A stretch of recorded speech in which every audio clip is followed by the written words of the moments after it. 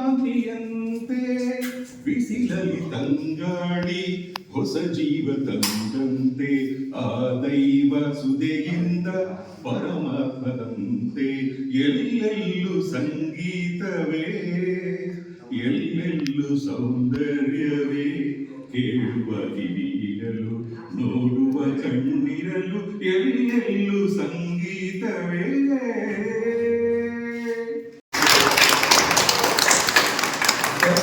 ಬಹಳ ಅದ್ಭುತವಾಗಿ ಸಂಗೀತ ನೇಚರಿಂದ ಸಂಗೀತ ಹುಟ್ಟುತ್ತೆ, ಖಂಡಿತ ಸತ್ಯ. ಪ್ರಕೃತಿ ನಿಮಗೆ ಸಂಗೀತ ಕಲಿಸುತ್ತೆ.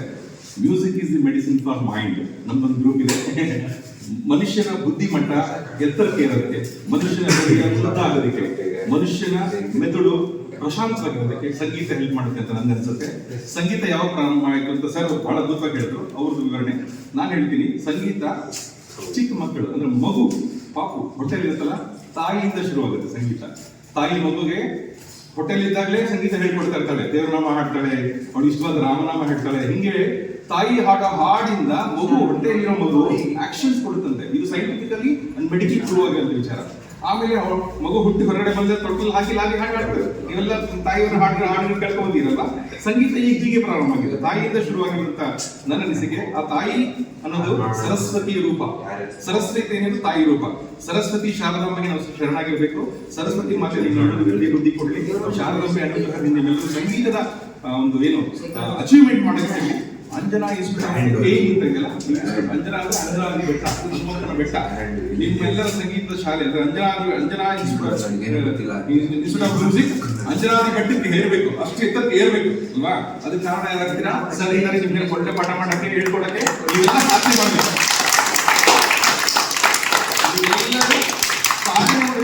ಸಾಧನೆ ಮಾಡಿದ್ರೆ ಎಲ್ಲ ಸರ್ಟಿಫಿಕೇಟ್ ಸಾಧನೆ ಇನ್ನಷ್ಟು ಹೆಚ್ಚು ಸಾಧನೆ ಮಾಡಬೇಕು ಅಂತ ನಾನು ರಿಕ್ವೆಸ್ಟ್ ಮಾಡ್ತೀನಿ. ಸಂಗೀತ ಅನ್ನೋದು ಬಹಳ ಖುಷಿ ಕೊಡುತ್ತೆ ವಿಚಾರ. ಯಾರು ದಯವಿಟ್ಟು ಆದಷ್ಟು ಇಲ್ಲಿರೋ ಮಕ್ಕಳೆಲ್ಲ ಮೊಬೈಲ್ ಮುಟ್ಟಿ ನೋಡಿ ಫೋನ್ ಮಾಡಿ ಮಾತಾಡಿ, ಆದ್ರೆ ಕಮ್ಮಿ ಮಾಡಿ. ಪೂರ್ತಿ ಅವಾಯ್ಡ್ ಮಾಡೋಕ್ಕಾಗಲ್ಲ, ಕಮ್ಮಿ ಮಾಡಿ. ಇನ್ನು ಮುಂದೆ ಹೆಚ್ಚಿಗೆ ನೀವು ಹಾಡು ಹೇಳಬೇಕು. ಸಂಗೀತ ನೀವು ಏನೇನು ಇನ್ಸ್ಟ್ರೂಮೆಂಟ್ ಕಲಿಕೆಯನ್ನು ನುಡಿಸಬೇಕು, ಎಲ್ಲರೂ ಸೇರಿ ನುಡಿಸುವಂತ ಸಂಗೀತದಲ್ಲಿ ಏನಾದ್ರು ಅಚೀವ್ಮೆಂಟ್ ಮಾಡ್ಬೋದಾ? ಯೂಟ್ಯೂಬ್ ಹೋಗಿ ನೀವು ಸಂಗೀತದಲ್ಲಿ ಏನಿದೆ, ನಿಮ್ಮ ಇನ್ಸ್ಟ್ರೂಮೆಂಟ್ ಅಲ್ಲಿ ಏನೇನು ಅಚೀವ್ಮೆಂಟ್ಸ್ ನೆಕ್ಸ್ಟ್ ಟೈಮ್ ಮುಂದಿನ ವರ್ಷ ಬರ್ತೀನಿ.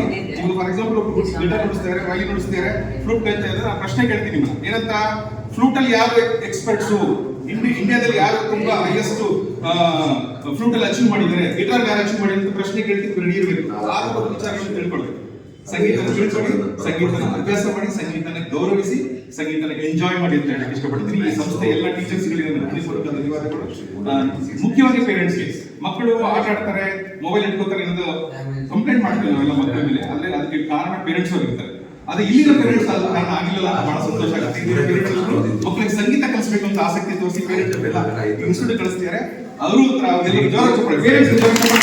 ಶಾರದೆ ದಯೆ ತೋರಿದೆ, ಶಾರದೆ ದಯೆ ತೋರಿದೆ, ನಿನ್ನ ಕರುಣೆಯ ಕಡಲಲ್ಲಿ ಮುತ್ತದೆ ನಾ ಮುತ್ತದೆ.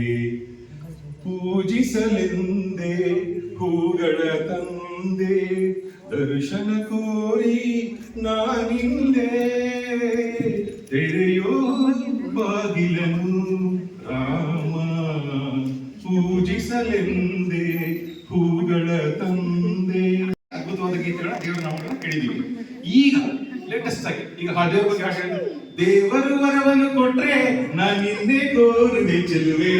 ಎಲ್ಲಿ ಬಂದ್ಬಿಟ್ಟಿದೆ ನೋಡಿ ದೇವರ ನಾಮ ಹಾಡಂದ್ರೆ. ಈ ರೀತಿ ಜನರೇಷನ್ ಗ್ಯಾಪ್ ಅಂತ ಹೇಳ್ತಾರಲ್ಲ, ಹಂಗೆ ಈ ರೀತಿ ತಮಾಷೆ ಹಾಡುಗಳಿದೆ.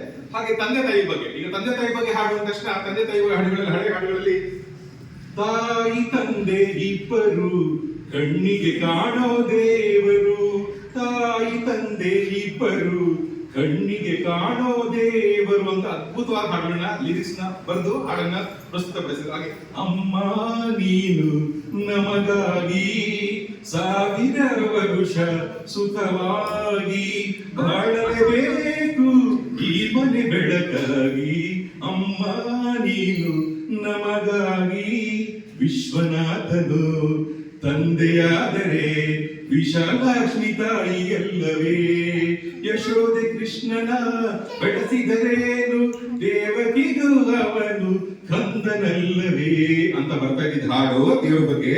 ಈಗ ಅಪ್ಪ ಅಮ್ಮ ಬಗ್ಗೆ ಹಾಡು ಹೇಳಿ ಅಂತಂದ್ರೆ, ಅಮ್ಮ ಲೂಸ ಅಪ್ಪ ಲೂಸ ಈ ರೀತಿ ಜನರೇಷನ್ ಚೇಂಜ್ ಆಗ್ಬಿಟ್ಟಿದೆಪ್ಪ.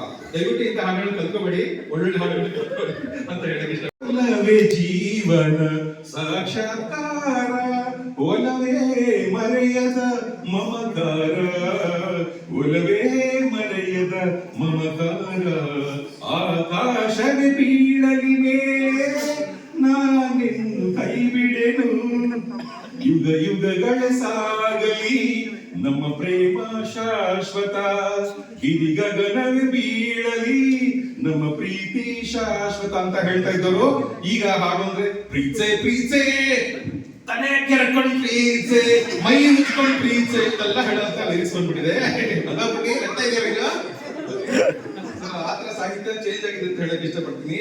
ನೀತಿ ಬೋಧಕ ಗೀತೆಗಳು, ಮಕ್ಕಳಿಗೆಲ್ಲ ನೀತಿ ಬೋಧಕ ಗೀತೆಗಳು ಅಂದ್ರೆ ಒಂದು ಮಾಡರ್ನೈಸ್ಡ್ ಸಾಂಗ್ಸ್ ಅಂತಲ್ಲ, ಆ ರೀತಿ ಬುದ್ಧಿ ಮಾತ ಕೇಳಿ ಓ ಮುದ್ದು ಮಕ್ಕಳೇ, ಜಾಣರಾಗಿ ಬಾಳಿ ನನ್ನ ಹೊನ್ನ ಹೂಗಳೇ, ಮಾತಲ್ಲಿ ಹಿತವಿರಲೇಬೇಕು, ನಿಮ್ಮ ನಡತೆಯಲ್ಲಿ ಹಿತವಿರಲಿ, ಇರಲಿ ನಾಳೆ ಹೇಗೆ ಬರಲಿ, ಜನ ಮೆಚ್ಚುವಂತೆ ನೀವಿರಬೇಕು.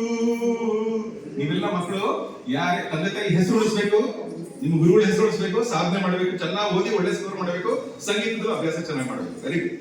ಓಕೆ.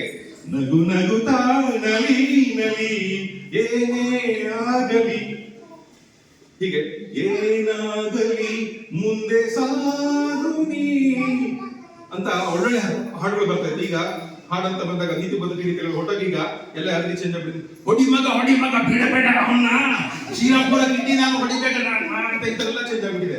ಈಗ ಈ ರೀತಿ ಹಾಡುಗಳು ವಿಧಾನಗಳು ಚೇಂಜ್ ಆಗಿದೆ ಅಂತ ಹೇಳಕ್ ಇಷ್ಟಪಡ್ತೀನಿ. ಹಾಗೆ ಸಿನಿಮಾ ಎಷ್ಟು ಅದ್ಭುತವಾಗಿರ್ತಿತ್ತಲ್ವಾ, ಬಂಗಾರದ ಮನುಷ್ಯ, ಮಣ್ಣಿನ ಮಗ, ಹೆಸರುಗಳು ಎಷ್ಟು ಅದ್ಭುತವಾಗಿರ್ತಿತ್ತು.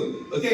ಚಂದವಳ್ಳಿಯ ತೋಟ, ಹೆಸರ ಕೇಳಕ್ಕೆ ತುಂಬಾ ಚೆನ್ನಾಗಿ, ಸಾಕ್ಷಾತ್ಕಾರ, ಜೀವನ ಚಕ್ರ, ಸುವರ್ಣ ಸೇತುವೆ, ಹಾಲು ಜೇನು, ಜೊತೆಗೆ ಇವಾಗ ಸಿನಿಮಾ ಹೆಸರು ಬಂದಿದ್ರೆ ಹಿಂಗೇನೇನೋ ಬರ್ತಾ ಇದೆ ಭಯ ಬಿಡಿಸಿಕೆ ಅಲ್ಲ. ಓಕೆ, ಜಸ್ಟ್ ಫಾರ್ ಜೋಕ್ ಆಗಿ ತಮಾಷೆಗೆ ಮಾಡಿದ್ದು, ನಿಮ್ಗೆಲ್ಲ ಖುಷಿ ಆಗ್ಲಿ ಅಂತ ದೊಡ್ಡ